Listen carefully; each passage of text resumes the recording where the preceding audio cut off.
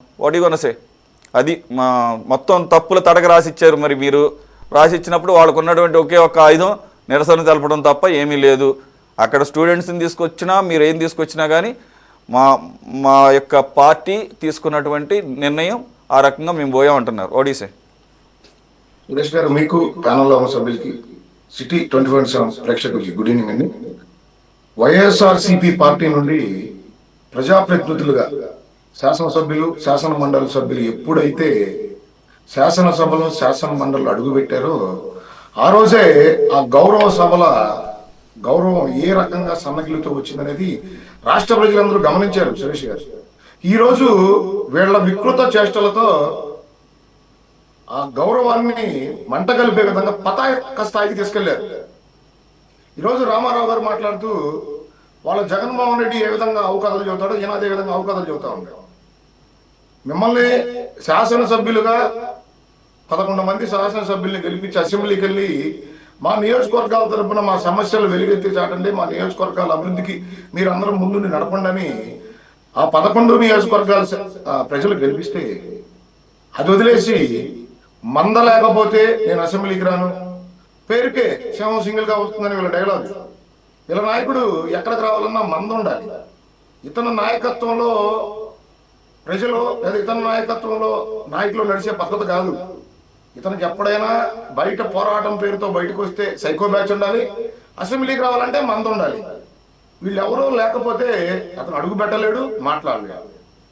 ఈరోజు నేను సూటిగా అడుగుతా ఉన్నా వైఎస్ఆర్సీపీ పార్టీ నాయకులను కానీ జగన్మోహన్ రెడ్డి గారిని కానీ, నారా లోకేష్ గారు తీసుకున్న నిర్ణయం రాష్ట్రంలో ఉన్న రాబోయే తరాలలో ఈ రాష్ట్ర భవిష్యత్తు నిలబెట్టాల్సిన యువత అసెంబ్లీ ఏ విధంగా నడుస్తా ఉంది, ఈ రాష్ట్ర భవిష్యత్తు కోసం మనం ఎన్నుకున్న శాసనసభ్యులు ఏ విధంగా ఈ రాష్ట్ర భవిష్యత్తుని తీర్చిదిద్దుతా ఉన్నారని తెలుసుకునేదానికి ఆయన ఒక మంచి నిర్ణయం తీసుకొని విద్యార్థులు అక్కడ కూర్చోబెట్టి వాళ్ళకి సభ చూపించే ప్రయత్నం చేస్తే ఇప్పటి రాజకీయ నాయకుల్లోనే కాకుండా రాబోయే భవిష్యత్ తరాల్లో కూడా విష బీజాలు నాడుతున్న ఈ వైఎస్ఆర్సీపీ నీచ సంస్కృతిని ప్రజలు చీకొడతా ఉన్నారు. సురేష్ గారు, ఈరోజు అసెంబ్లీకి వచ్చి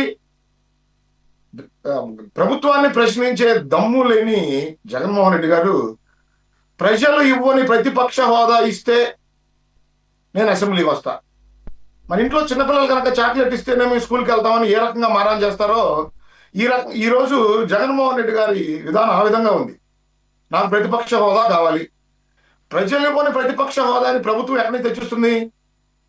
గతంలో ఈ రోజు మాట్లాడుతున్న వైఎస్ఆర్సీపీ నాయకులు గతంలో మీ జగన్మోహన్ రెడ్డి ముఖ్యమంత్రి హోదాలో ఉండి నారా చంద్రబాబు నాయుడు గారిని మీ దగ్గర 23 మంది ఎమ్మెల్యేలు ఉన్నారు, ఒక 5గురినో 6గురినో లాగేస్తే మీకు ప్రతిపక్ష హోదా ఉండదు అని ఆ రోజు మాట్లాడింది అసెంబ్లీ రికార్డులో ఇప్పటికీ ఉంది. అది రామారావు గారికి తెలుసో లేదో నాకు తెలియదు. అంటే ఆ రోజు జగన్మోహన్ రెడ్డి గారికి తెలీదా? కనీసం 10% అక్కడ శాసనసభ్యులు ఉంటేనే మనకి ప్రతిపక్ష హోదా ఉంటుందని జగన్మోహన్ రెడ్డి గారికి తెలిసే కదా ఆ రోజు మాట్లాడింది.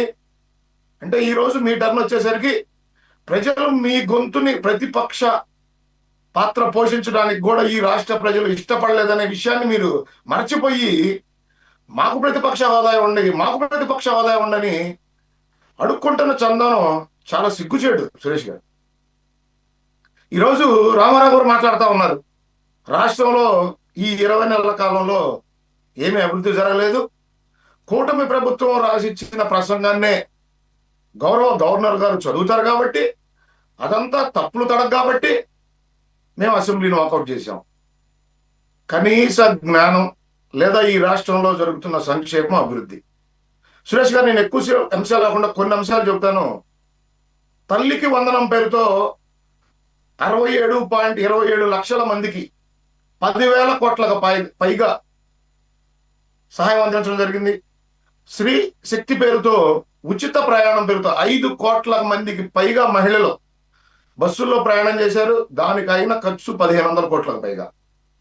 దీపం 2 పథకం కింద ఏడాదికి 3 సిలిండర్లు ఫిబ్రవరి 8, 2026 వరకు ఈ లెక్కలో 3.64 కోట్ల సిలిండర్లను ఉచితంగా పంపిణీ చేయడం జరిగింది. 2,890 కోట్ల వ్యయంతో అన్నదాత సుఖీభావ పేరుతో 46 లక్షల మంది రైతులకి 6,310 కోట్ల రూపాయల ధనాన్ని జమ చేయడం జరిగింది. మెగా డిఎస్సి పేరుతో ముఖ్యమంత్రి గారు ఏదైతే తొలి సంతకం చేశారో 15,941 టీచర్ పోస్టులు భర్తీ, 5,757 కానిస్టేబుల్ ఉద్యోగాల నియామకం, 20 లక్షల కోట్లకు పైగా పెట్టుబడులు, 25 లక్షల ఉద్యోగ కల్పన దిశగా ఈ కూటమి ప్రభుత్వం పనిచేస్తా ఉంది. ఎన్టీఆర్ భరోసా కింద ప్రతి నెల 63 లక్షల మందికి పింఛన్లు, ముత్యకార సేవ పేరు కింద ఏడాదికి 20,000 చొప్పున 1.25 లక్షల మందికి 250 కోట్లు. ఈ విధంగా చెప్పుకుంటూ పోతే సంక్షేమ కార్యక్రమాలు కానీ అభివృద్ధి కార్యక్రమాలు కానీ దేశ విదేశాల పారిశ్రామికవేత్తలు ఆంధ్రప్రదేశ్ వైపు చూస్తా ఉన్నారు. 2024 సార్వత్రిక ఎన్నికల్లో యువగళం పాదయాత్రలో నారా లోకేష్ గారు ఈ రాష్ట్రంలో యువత యువకుల్ని వైఎస్ఆర్సీపీ ప్రభుత్వం గంజాయికి నకిలీ మద్యానికి బానిసలుగా తయారు చేస్తే వాళ్ళ జీవితాలను మెరుగుపరిచే విధంగా 20 లక్షలకి పైగా ఉద్యోగ కల్పన చేస్తామని ఏదైతే ఆ రోజు మాట ఇవ్వడం జరిగిందో ఆ మాట నిలబెట్టుకునే దిశగా నారా చంద్రబాబు నాయుడు గారు, నారా లోకేష్ గారు దేశ విదేశాలు తిరుగుతూ పారిశ్రామికవేత్తలకి స్పీడ్ ఆఫ్ డూయింగ్ బిజినెస్ లో ఏపీ నెంబర్ 1 గా ఉంది. ఇక్కడ గతంలో లేని మాదిరిగా ఎస్క్రో ఖాతాలు ఓపెన్ చేసి ఏ విధంగా ఇక్కడికి పెట్టుబడులు పెట్టేదానికి వస్తున్న పెట్టుబడిదారులకి ఎంత ఫాస్ట్ గా వీళ్ళు ఇక్కడ కంపెనీలు పెట్టేదానికి గవర్నమెంట్ ముందుకొచ్చి వాళ్ళకి సదుపాయాలు కల్పిస్తా ఉంది. గూగుల్ అయితే కావచ్చు, కాంగ్నిజెంట్ అయితే కావచ్చు, టీసీఎస్ అయితే కావచ్చు, రెన్యూవల్ పవర్ ఎనర్జీ అయితే కావచ్చు, ఈ విధంగా చెప్పుకుంటూ పోతే లక్షల కోట్లలో పెట్టుబడులు. వీళ్ళ ప్రభుత్వ హయాంలో విశాఖ స్టీల్ ప్లాంట్ ఏ విధంగా నాశనం చేశారు, ఆ రోజు విశాఖ స్టీల్ ప్లాంట్ ఏ విధంగా నష్టాల్లో కూరుకుపోయింది. ఈ రోజు కేంద్రాన్ని ఒప్పించే కేంద్రం నుండి దరిదాపుగా 12,000 కోట్ల రూపాయలు నిధులు తీసుకొచ్చి ఈ రోజు విశాఖ స్టీల్ ప్లాంట్ 94% దాన్ని ఈ ఉత్పత్తి చేస్తూ ఈరోజు విశాఖ స్టీల్ ప్లాంట్ లాభాల్లోకి వచ్చే విధంగా ఈ రోజు ప్రభుత్వం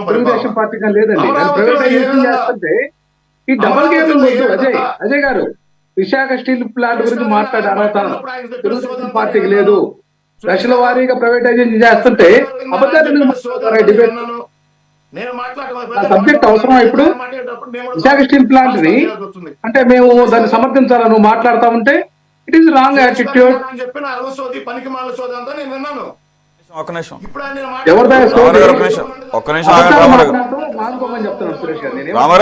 ఆగండి.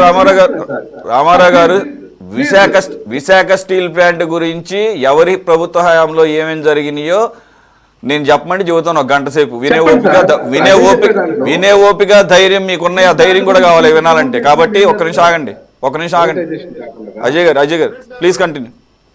అమరావతిలో వీళ్ళు రాజధానిని శ్మశానంగా మార్చి ఆ రోజు ఈ రాష్ట్ర భవిష్యత్తు కోసం వేల ఎకరాలు వాళ్ళ భూముల్ని ఏదైతే ప్రభుత్వానికి అప్పచెప్పిన రైతుల్ని వీళ్ళు ఏ విధంగా ఇబ్బందులు గురి చేశారో దేశ విదేశాల్లో ఉన్న తెలుగు ప్రజలందరూ చూశారు. ఈ రోజు అమరావతి పనులు ఏ విధంగా స్పీడ్ గా జరుగుతూ ఉన్నాయి. అదే విధంగా ఇవి ఎప్పుడు రైట్ మీరు మళ్ళీ గవర్నర్ ప్రసంగాన్ని ఇక్కడ చదవడం వల్ల ఏం ఉపయోగం లేదు. అవన్నీ కూడా ఇప్పుడు మనం మాట్లాడుకున్నాయే. ఏదైతే స్పీకర్ అయ్యన్న పాత్రుడు గారు తనను కలిచివేసినటువంటి సన్నివేశాలు అసెంబ్లీలో అని అన్నారే, పిల్లల సమక్షంలో ఈ రాష్ట్ర విద్యార్థుల సమక్షంలో జరిగినటువంటి ఈ అసెంబ్లీకి జరిగినటువంటి ఒక రకమైనటువంటి అవమానం కింద చెప్పాలేమో. అయితే దానికి చర్యలేంటి? ఎప్పటిలాగానే ఇలా వ్యాఖ్యలు చేయడం వల్ల ఉపయోగం ఏంటి? ఆల్రెడీ 20 నెలలుగా ఎప్పుడు అసెంబ్లీ సెషన్స్ జరిగినా వైసీపీ వాళ్ళు అటెండ్ కావటం లేదు. ఇదే స్పీకర్గా అనేక సందర్భాల్లో చెప్పారు. దీనికి రూల్స్ ఉన్నాయి. 60 కాన్సిక్యూటివ్ డేస్ కనుక అటెండ్ కాకపోతే అనర్హత వేటు వేయొచ్చు. కానీ దాన్ని తప్పించుకోవడానికి రకరకాల మార్గాల్లో వాళ్ళు వస్తున్నారు. ఒకసారి కనుక అటెండ్ అయ్యారంటే మళ్ళీ 60 రోజుల స్ట్రీక్ మళ్ళీ జీరోకి వస్తుంది. మళ్ళీ మొదటి నుంచి మళ్ళీ 60 రోజులు. ఇదంతా అయ్యే పని కాదు. దాని గురించి ఆయనే స్వయాన అలాగే జీతభత్యాలు కూడా తీసుకుంటున్నారు. ఇలా కట్టడి చేసేదట్టు, అవసరమైతే రీకాల్ చేసేదట్టు, అంటే మళ్ళీ ఎవరినైతే ఎన్నుకున్నారో అతన్ని అనర్హుడిని చేస్తూ వెనక్కి పిలుస్తూ నెక్స్ట్ ఎవరైతే ఎన్నికల్లో పోటీ చేశారో వాళ్ళని ఎమ్మెల్యేగా గుర్తిస్తూ అనేదాన్ని రీకాల్ అంటారు. మరి దాన్ని తీసుకురావాలని చెప్పేసి ఆయన ఎంతకు కూడా సజెషన్స్ చేస్తున్నారు. వీరి మీద అనర్హత వేటు వేస్తే బై ఎలక్షన్స్ వస్తాయి. బై ఎలక్షన్స్ వస్తే మళ్ళీ వాళ్ళు పోటీ చేస్తారు, మళ్ళీ కనుక వాళ్ళు గెలిచినా వాళ్ళు వెళ్ళరు. దీనికి ఏంటి మార్గం? ఒక మాట చెప్పండి. సురేష్ గారు, దీనికి మార్గం జగన్మోహన్ రెడ్డి చెప్పండి.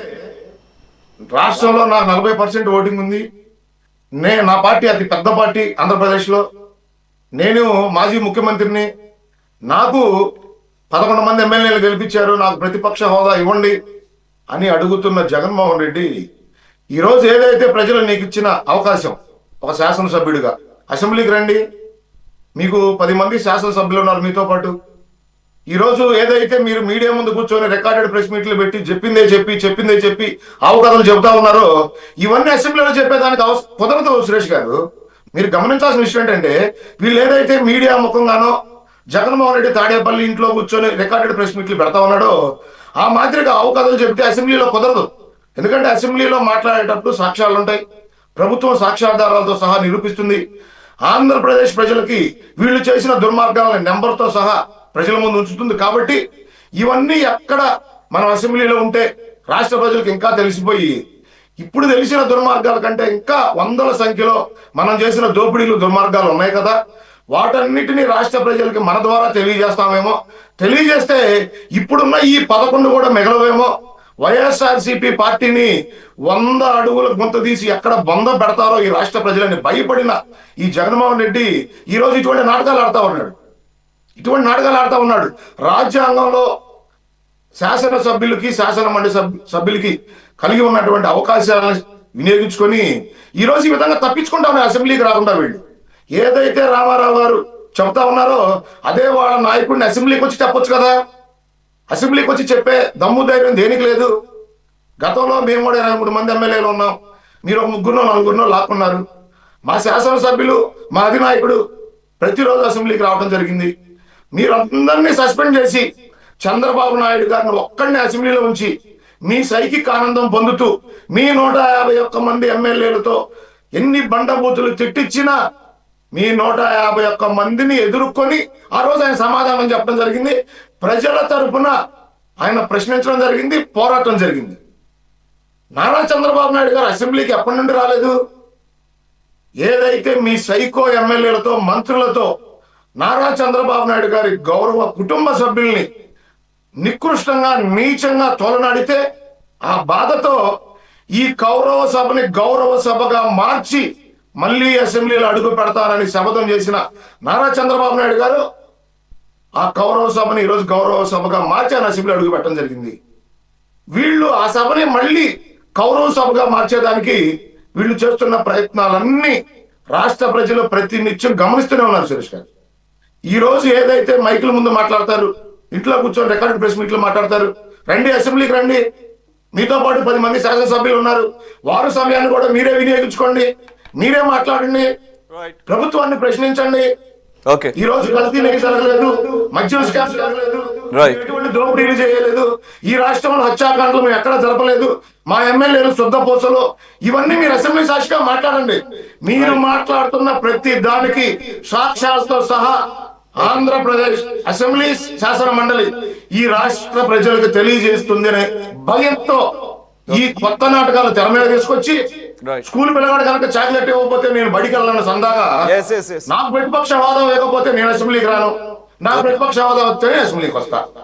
వీళ్ళ జీవితాంతం వీళ్ళు అసెంబ్లీకి రారు, ఇక రాబోయే రోజుల్లో కూడా వీళ్ళు అసెంబ్లీకి రావాల్సిన అవసరం ఉండదని చెప్పి మీ ద్వారా నేను రాష్ట్ర ప్రజలకు తెలియజేస్తా ఉన్నాను. సురేష్ గారు, రైట్. ఓకే సార్, లక్ష్మణ్ గారు,